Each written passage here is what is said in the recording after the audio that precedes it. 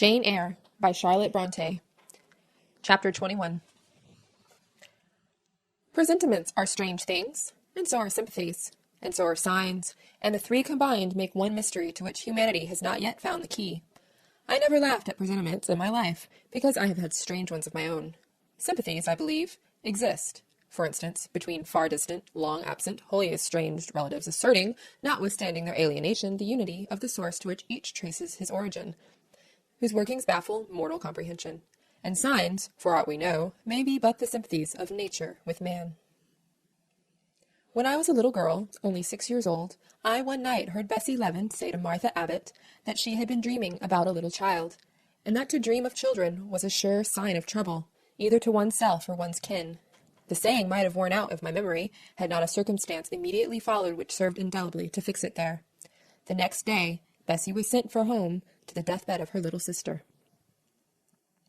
Of late I had often recalled this saying and this incident, for during the past week scarcely a night had gone over my couch that had not brought with it a dream of an infant, which I sometimes hushed in my arms, sometimes dandled on my knee, sometimes watched playing with daisies on a lawn, or again, dabbling its hands in running water.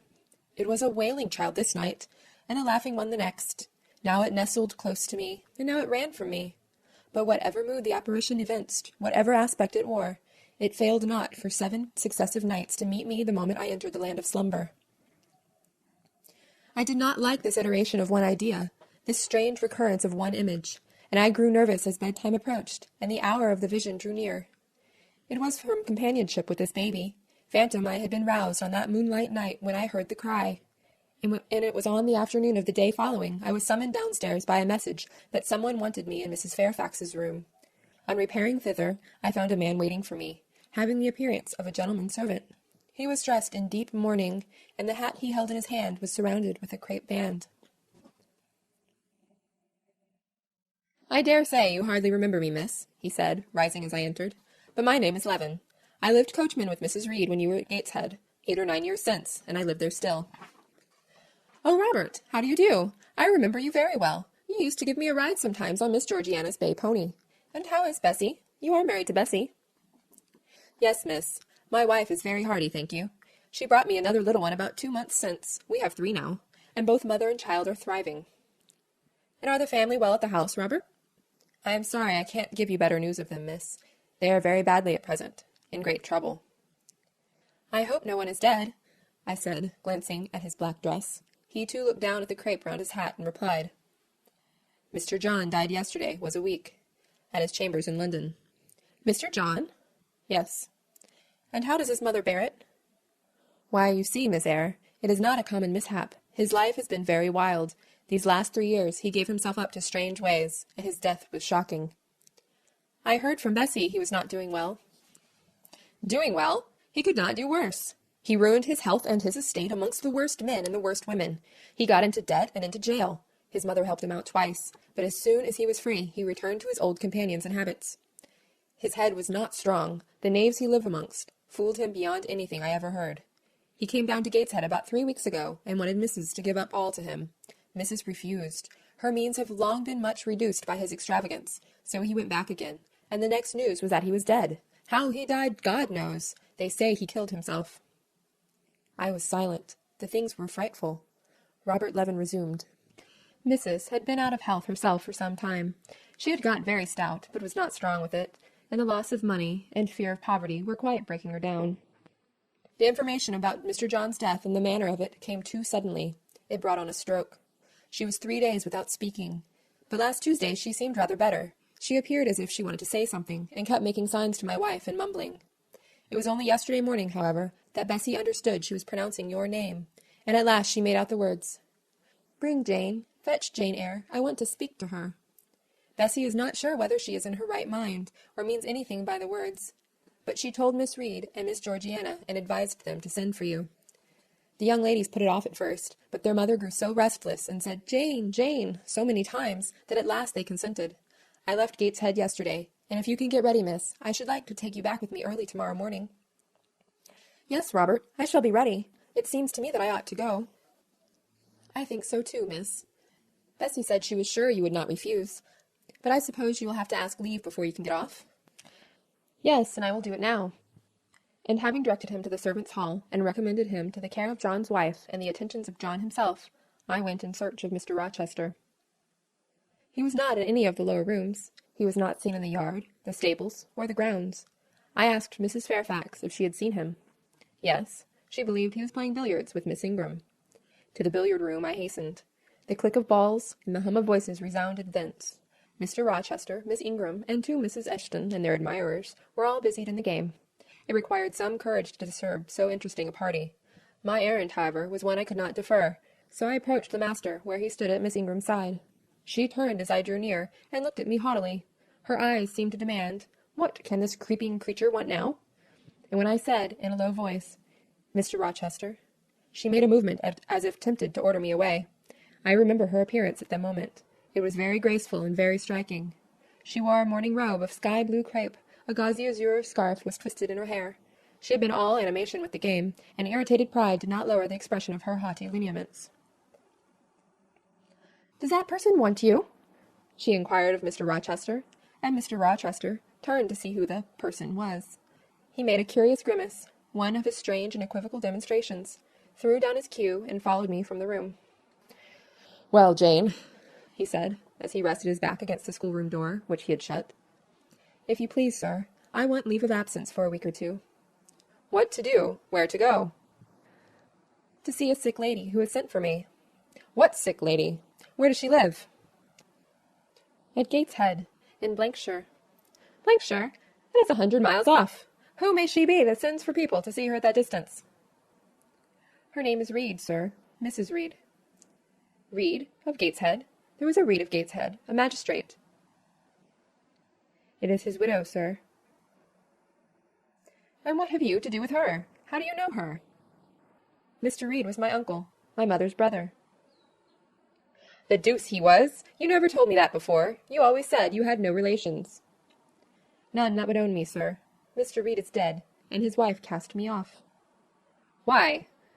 "Because I was poor and burdensome, and she disliked me." "But Reed left children? You must have cousins. Sir George Lynn was talking of a Reed at Gateshead yesterday, who, he said, was one of the veriest rascals on town, and Ingram was mentioning a Georgiana Reed of the same place, who was much admired for her beauty a season or 2 ago in London." "John Reed is dead too, sir. He ruined himself, and half-ruined his family, and is supposed to have committed suicide. The news so shocked his mother that it brought on an apoplectic attack." "And what good can you do her? Nonsense, Jane. I would never think of running 100 miles to see an old lady who will, perhaps, be dead before you reach her. Besides, you say she cast you off." "Yes, sir, but that is long ago, and when her circumstances were very different. I could not be easy to neglect her wishes now." "How long will you stay?" "As short a time as possible, sir." "Promise me only to stay a week." "I had better not pass my word. I might be obliged to break it." "At all events, you will come back. You will not be induced under any pretext to take up a permanent residence with her." "Oh, no, I shall certainly return if all be well." "And who goes with you? You don't travel 100 miles alone." "No, sir, she has sent her coachman." "A person to be trusted?" "Yes, sir. He has lived 10 years in the family." Mr. Rochester meditated. "When do you wish to go?" "Early tomorrow morning, sir." "Well, you must have some money. You can't travel without money, and I dare say you have not much. I have given you no salary yet. How much have you in the world, Jane?" he asked, smiling. I drew out my purse. A meagre thing it was. 5 shillings, sir." He took the purse, poured the hoard into his palm, and chuckled over it, as if its scantiness amused him. Soon he produced his pocket-book. "Here," said he, offering me a note. It was £50, and he owed me but 15. I told him I had no change. "I don't want change, you know that. Take your wages." I declined accepting more than was my due. He scowled at first. Then, as if recollecting something, he said, "Right, right. Better not give you all now. You would perhaps stay away 3 months if you had £50. There are 10. Is it not plenty?" "Yes, sir, but now you owe me 5. "Come back for it, then. I am your banker for £40. "Mr. Rochester, I may as well mention another matter of business to you while I have the opportunity." "Matter of business? I am curious to hear it." "You have as good as informed me, sir, that you are going shortly to be married?" "Yes. What then?" "In that case, sir, Adele ought to go to school. I am sure you will perceive the necessity of it." To get her out of my bride's way, who might otherwise walk over her rather too emphatically? There's sense in the suggestion, not a doubt of it. Adele, as you say, must go to school. And you, of course, must march straight to the devil. I hope not, sir, but I must seek another situation somewhere. In course, he exclaimed, with a twang of voice and a distortion of features equally fantastic and ludicrous. He looked at me some minutes. And old Madam Reed, or the missus, her daughters, will be solicited by you to seek a place, I suppose. No, sir, I am not on such terms with my relatives as would justify me in asking favors of them, but I shall advertise. You shall walk up the pyramids of Egypt, he growled. At your peril you advertise. I wish I had only offered you a sovereign instead of 10 pounds. Give me back 9 pounds, Jane. I've a use for it. And so have I, sir, I returned, putting my hands in my purse behind me. I could not spare the money on any account. Little niggard, said he, refusing me a pecuniary request. Give me 5 pounds, Jane. Not 5 shillings, sir, nor 5 pence. Just let me look at the cash. No, sir, you are not to be trusted. Jane. Sir? Promise me one thing. I'll promise you anything, sir, that I think I am likely to perform. Not to advertise, and to trust this quest of a situation to me. I'll find you one in time. I shall be glad so to do, sir, if you, in your turn, will promise that I and Adele shall be both safe out of the house before your bride enters it. Very well, very well. I'll pledge my word on it. You go tomorrow, then? Yes, sir, early. Shall you come down to the drawing-room after dinner? No, sir, I must prepare for the journey. Then you and I must bid good-bye for a little while. I suppose so, sir. And how do people perform that ceremony of parting, Jane? Teach me. I'm not quite up to it. They say, farewell, or any other form they prefer. Then say it. Farewell, Mr. Rochester, for the present. What must I say? The same, if you like, sir. Farewell, Miss Eyre, for the present. Is that all? Yes. It seems stingy, to my notions, and dry and unfriendly. I should like something else, a little addition to the rite. If one shook hands, for instance. But no, that would not content me either. So you'll do no more than say farewell, Jane? It is enough, sir. As much goodwill may be conveyed in one hearty word as in many. Very likely. But it is blank and cool. Farewell. How long is he going to stand with his back against that door? I asked myself. I went to commence my packing. The dinner bell rang, and suddenly away he bolted without another syllable. I saw him no more during the day, and was off before he had risen in the morning. I reached the lodge at Gateshead about 5 o'clock in the afternoon of the 1st of May. I stepped in there before going up to the hall. It was very clean and neat. The ornamental windows were hung with little white curtains. The floor was spotless. The grate and fire irons were burnished bright, and the fire burnt clear. Bessie sat on the hearth, nursing her last-born, and Robert and his sister played quietly in a corner. "Bless you! I knew you would come!" exclaimed Mrs. Levin as I entered.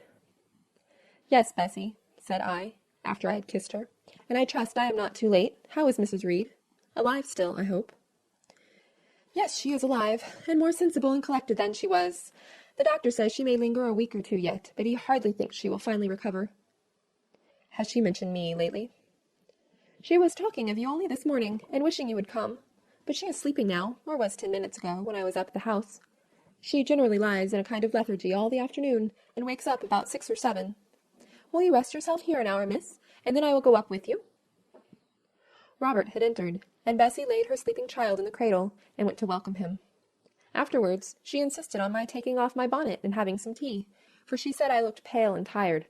I was glad to accept her hospitality, and I submitted to be relieved of my traveling garb just as passively as I used to let her undress me when a child.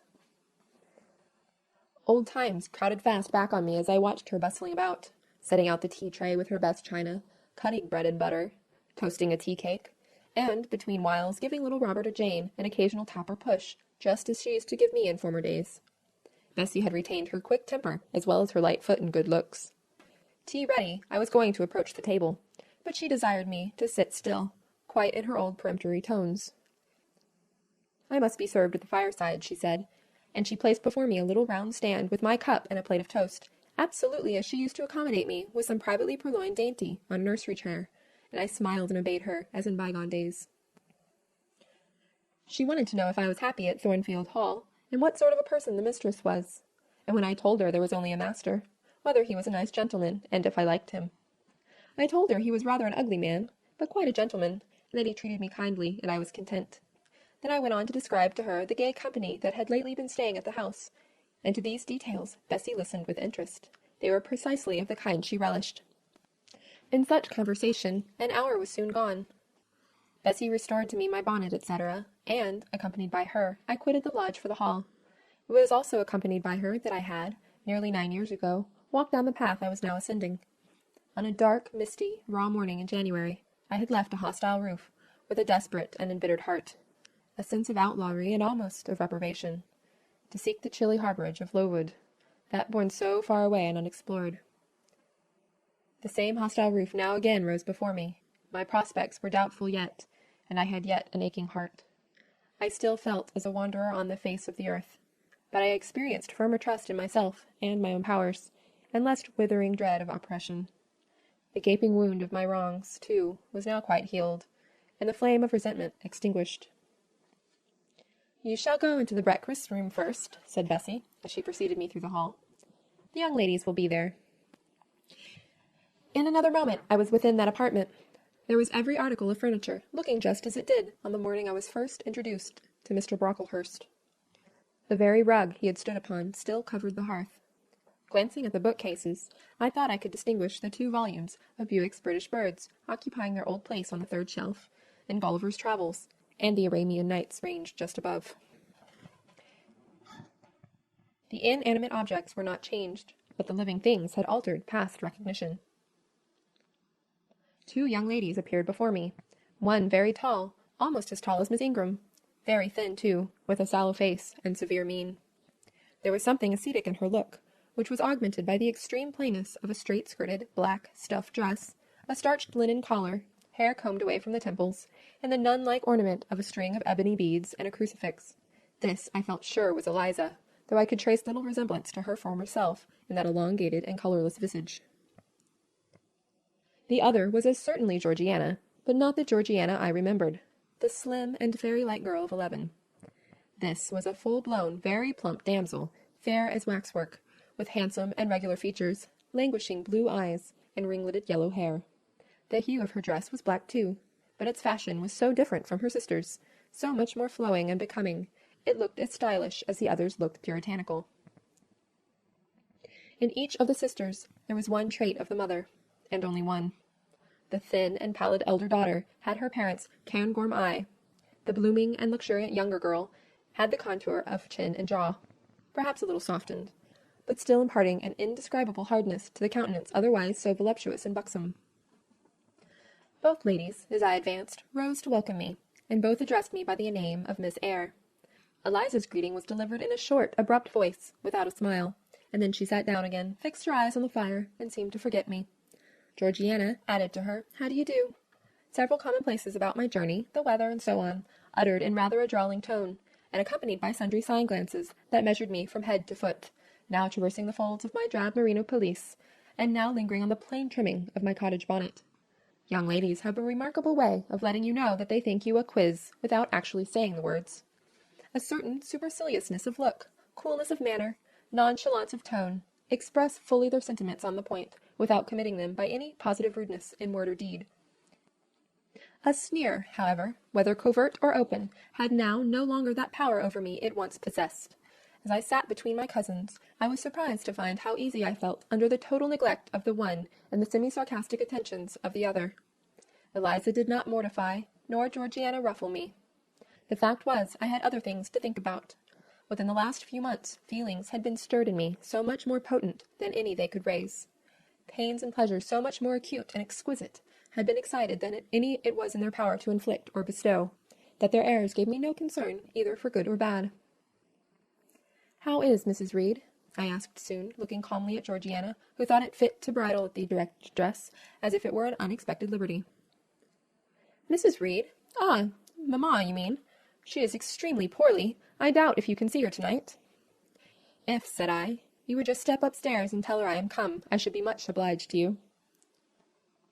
Georgiana almost started, and she opened her blue eyes wild and wide. "I know she had a particular wish to see me," I added, and I would not defer attending to her desire longer than is absolutely necessary." "Mamma dislikes being disturbed in an evening," remarked Eliza.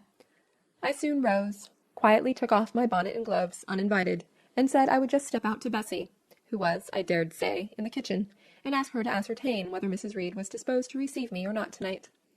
I went, and having found Bessie and dispatched her on my errand, I proceeded to take further measures. It had heretofore been my habit always to shrink from arrogance. Received as I had been today, I should, a year ago, have resolved to quit Gateshead the very next morning. Now it was disclosed to me all at once that that would be a foolish plan. I had taken a journey of 100 miles to see my aunt, and I must stay with her till she was better, or dead. As to her daughter's pride or folly, I must put it on one side, make myself independent of it. So I addressed the housekeeper, asked her to show me a room, told her I should probably be a visitor here for a week or two, had my trunk conveyed to my chamber, and followed it thither myself.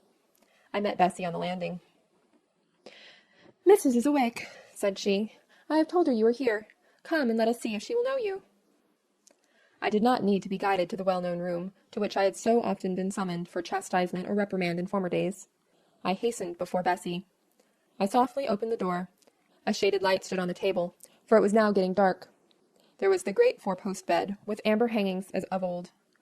There the toilet table, the armchair, and the footstool, at which I had 100 times been sentenced to kneel, to ask pardon for offences by me uncommitted. I looked into a certain corner near, half expecting to see the slim outline of a once-dreaded switch, which used to lurk there, waiting to leap out, imp-like, and lace my quivering palm or shrinking neck. I approached the bed. I opened the curtains, and leant over the high-piled pillows. Well did I remember Mrs. Reed's face, and I eagerly sought the familiar image.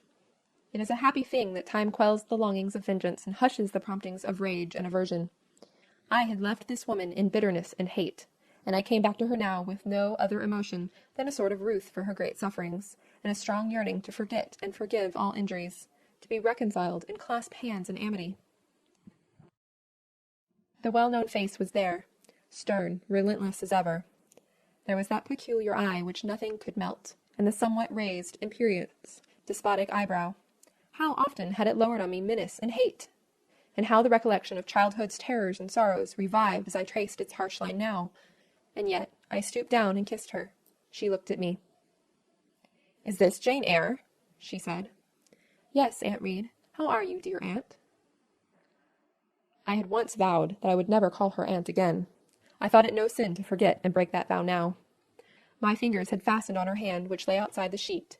Had she pressed mine kindly, I should at that moment have experienced true pleasure. But unimpressionable natures are not soon softened, nor are natural antipathies so readily eradicated. Mrs. Reed took her hand away, and, turning her face rather from me, she remarked that the night was warm. Again she regarded me so icily, I felt at once that her opinion of me, her feeling towards me, was unchanged and unchangeable. I knew by her stony eye, opaque to tenderness, indissoluble to tears, that she was resolved to consider me bad to the last, because to believe me good would give her no generous pleasure, only a sense of mortification. I felt pain, and then I felt ire, and then I felt a determination to subdue her, to be her mistress in spite both of her nature and her will. My tears had risen, just as in childhood. I ordered them back to their source. I brought a chair to the bed head, and sat down and leaned over the pillow. "You sent for me," I said, "and I am here. It is my intention to stay till I see how you get on." "Oh, of course. You have seen my daughters." "Yes." "Well, you may tell them I wish you to stay till I can talk some things over with you I have in my mind. Tonight it is too late, and I have a difficulty in recalling them. But there was something I wished to say. Let me see." The wandering look and changed utterance told what wreck had taken place in her once vigorous frame. Turning restlessly, she drew the bedclothes round her. My elbow, resting on a corner of the quilt, fixed it down. She was at once irritated. "Sit up," said she. "Don't annoy me with holding the clothes fast. Are you Jane Eyre?" "I am Jane Eyre." "I have had more trouble with that child than anyone would believe. Such a burden to be left on my hands, and so much annoyance as she caused me, daily and hourly, with her incomprehensible disposition, and her sudden starts of temper, and her continual, unnatural watchings of one's movements. I declare she talked to me once like something mad, or like a fiend. No child ever spoke or looked as she did. I was glad to get her away from the house. What did they do with her at Lowood? The fever broke out there, and many of the pupils died. She, however, did not die, but I said she did. I wish she had died." "A strange wish, Mrs. Reed. Why do you hate her so?" "I had a dislike to her mother always, for she was my husband's only sister, and a great favorite with him. He opposed the family's disowning her when she made her low marriage, and when news came of her death, he wept like a simpleton.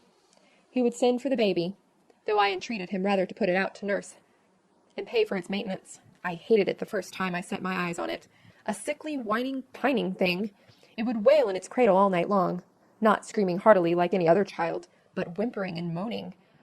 Reed pitied it, and he used to nurse it and notice it as if it had been his own, more, indeed, than he ever noticed his own at that age. He would try to make my children friendly to the little beggar. The darlings could not bear it, and he was angry with them when they showed their dislike. In his last illness, he had it brought continually to his bedside, and but an hour before he died, he bound me by vow to keep the creature. I would as soon have been charged with a pauper brat out of a workhouse. But he was weak, naturally weak. John does not at all resemble his father, and I am glad of it. John is like me, and like my brothers. He is quite a Gibson. Oh, I wish he would cease tormenting me with letters for money. I have no more money to give him. We are getting poor.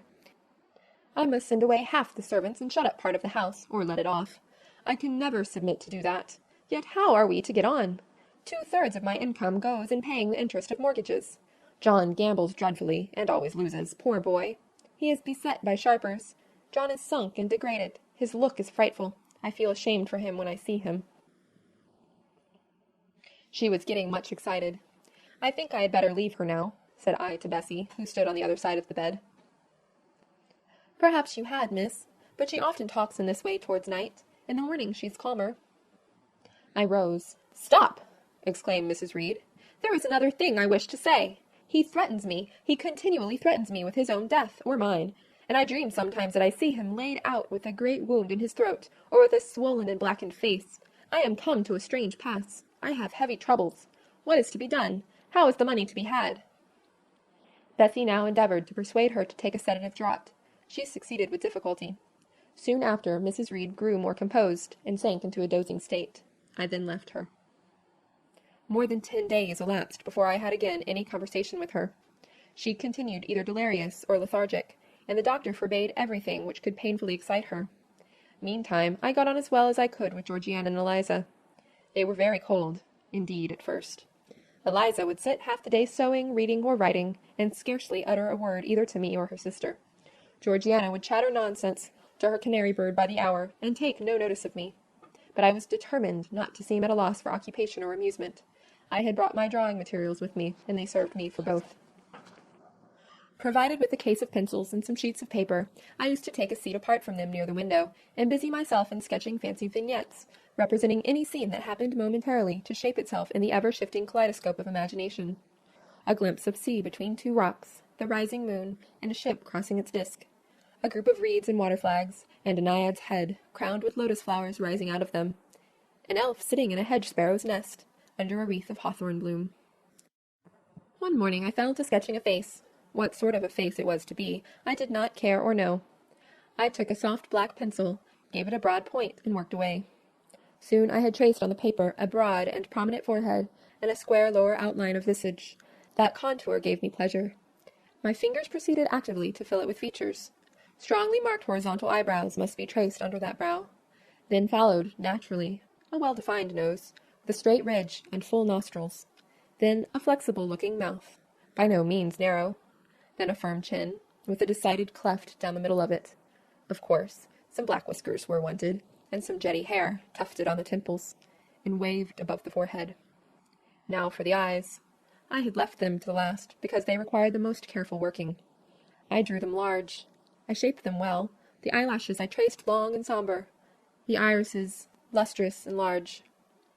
Good, but not quite the thing, I thought as I surveyed the effect. They want more force and spirit, and I wrought the shades blacker, that the lights might flash more brilliantly. A happy touch or two secured success. There, I had a friend's face under my gaze. And what did it signify that those young ladies turned their backs on me? I looked at it. I smiled at the speaking likeness. I was absorbed and content.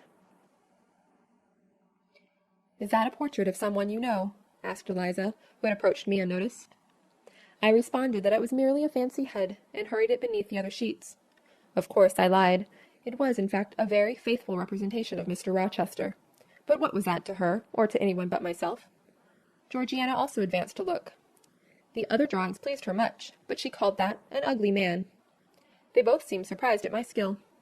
I offered to sketch their portraits, and each, in turn, sat for a pencil outline. Then Georgiana produced her album. I promised to contribute a watercolor drawing. This put her at once into good humor. She proposed a walk in the grounds. Before we had been out 2 hours, we were deep in confidential conversation. She had favored me with a description of the brilliant winter she had spent in London 2 seasons ago, of the admiration she had there excited, the attention she had received, and I even got hints of the titled conquest she had made. In the course of the afternoon and evening these hints were enlarged on. Various soft conversations were reported and sentimental scenes represented, and, in short, a volume of a novel of fashionable life was that day improvised by her for my benefit. The communications were renewed from day to day. They always ran on the same theme, herself, her loves and woes. It was strange she never once adverted either to her mother's illness, or her brother's death, or the present gloomy state of the family's prospects. Her mind seemed wholly taken up with reminiscences of past gaiety, and aspirations after dissipations to come. She passed about 5 minutes each day in her mother's sick room, and no more. Eliza still spoke little. She had evidently no time to talk. I never saw a busier person than she seemed to be. Yet it was difficult to say what she did, or rather, to discover any results of her diligence. She had an alarm to call her up early. I know not how she occupied herself before breakfast, but after that meal she divided her time into regular portions, and each hour had its allotted task. 3 times a day she studied a little book, which I found, on inspection, was a common prayer book. I asked her once what was the great attraction of that volume, and she said, the rubric.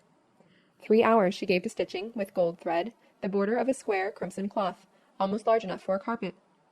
In answer to my inquiries after the use of this article, she informed me it was a covering for the altar of a new church lately erected near Gateshead.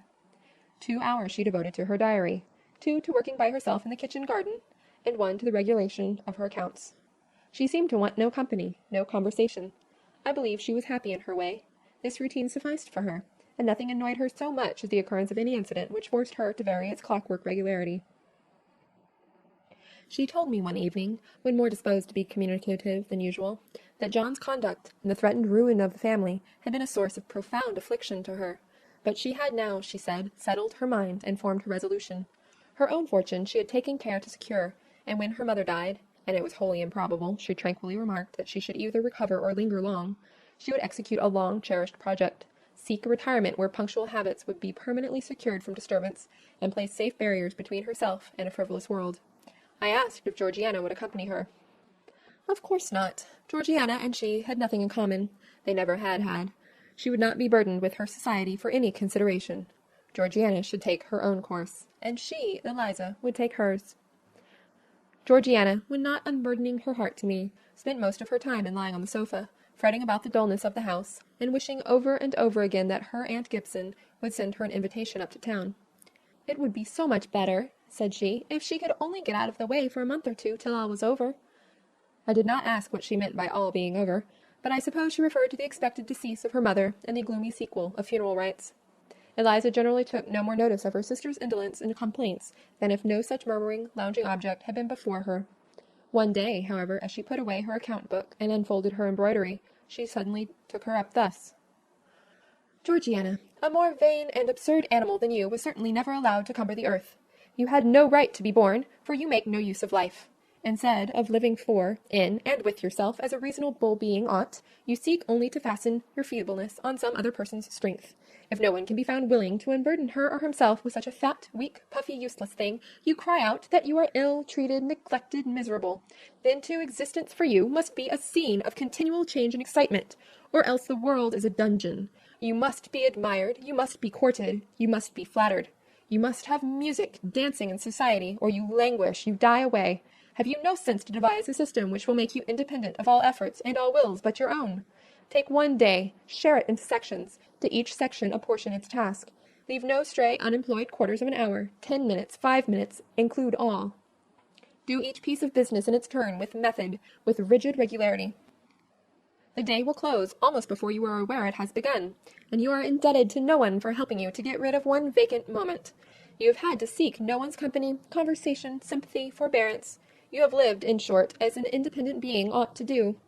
Take this advice, the first and last I shall offer you. Then you will not want me or anyone else, happen what may.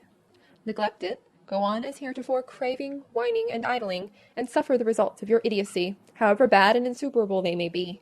I tell you this plainly, and listen, for though I shall no more repeat what I am now about to say, I shall steadily act on it. After my mother's death, I wash my hands of you. From the day her coffin is carried to the vault in Gateshead Church, you and I will be as separate as if we had never known each other. You need not think that because we chance to be born of the same parents I shall suffer you to fasten me down by even the feeblest claim.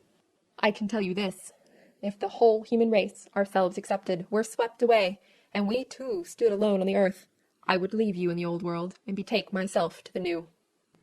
She closed her lips. You might have spared yourself the trouble of delivering that tirade, answered Georgiana. Everybody knows you are the most selfish, heartless creature in existence, and I know your spiteful hatred towards me. I have had a specimen of it before in the trick you played me about Lord Edwin Vere. You could not bear me to be raised above you, to have a title, to be received into circles where you dare not show your face, and so you acted the spy and informer, and ruined my prospects forever. Georgiana took out her handkerchief and blew her nose for an hour afterwards. Eliza sat cold, impassible, and assiduously industrious. True, generous feeling is made small account of by some, but here were two natures rendered, the one intolerably acrid, the other despicably savourless for the want of it. Feeling without judgment is a washy draught indeed, but judgment untempered by feeling is too bitter and husky a morsel for human deglutition. It was a wet and windy afternoon. Georgiana had fallen asleep on the sofa over a perusal of a novel. Eliza was gone to attend a Saint's Day service at the new church. For in matters of religion she was a rigid formalist. No weather ever prevented the punctual discharge of what she considered her devotional duties. Fair or foul, she went to church thrice every Sunday, and as often on weekdays as there were prayers. I bethought myself to go upstairs and see how the dying woman sped, who lay there almost unheeded. The very servants paid her but a remittent attention. The hired nurse, being little looked after, would slip out of the room whenever she could. Bessie was faithful, but she had her own family to mind, and could only come occasionally to the hall. I found the sick room unwatched, as I had expected. No nurse was there. The patient lay still and seemingly lethargic, her livid face sunk in the pillows. The fire was dying in the grate. I renewed the fuel, rearranged the bedclothes, gazed a while on her who could not now gaze on me, and then I moved away to the window.